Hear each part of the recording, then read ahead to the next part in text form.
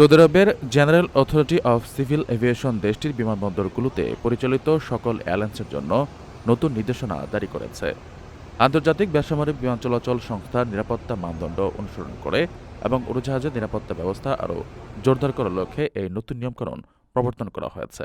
২২ মে প্রকাশিত এই নির্দেশনার ফলে ফ্লাইটে পাওয়ার ব্যাংক এবং ইলেকট্রনিক ডিভাইসের ব্যবহার ও বহনে বড় ধরনের পরিবর্তন এসেছে। নতুন এই নিয়ম অনুযায়ী উড়োজাহাজে ভ্রমণের সময় যাত্রী বা কেবিন ক্রুরা কোনোভাবেই পাওয়ার ব্যাংক রিচার্জ করতে পারবেন না। এছাড়া পাওয়ার ব্যাংক শুধুমাত্র হ্যান্ড লাগেজ বা হাতের ব্যাগে করে বিমানের কেবিনে বহন করা যাবে।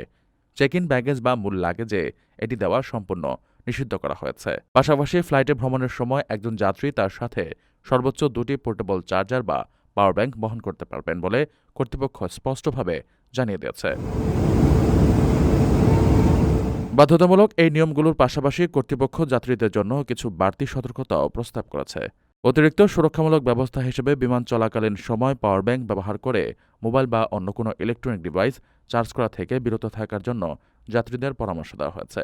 মূলত আকাশপথে যেকোনো অনাকাঙ্ক্ষিত দুর্ঘটনা এড়াতে এবং যাত্রীদের সর্বোচ্চ নিরাপদ ভ্রমণ নিশ্চিত করতেই সৌদি কর্তৃপক্ষ এই সময়োপযোগী পদক্ষেপ গ্রহণ করেছে।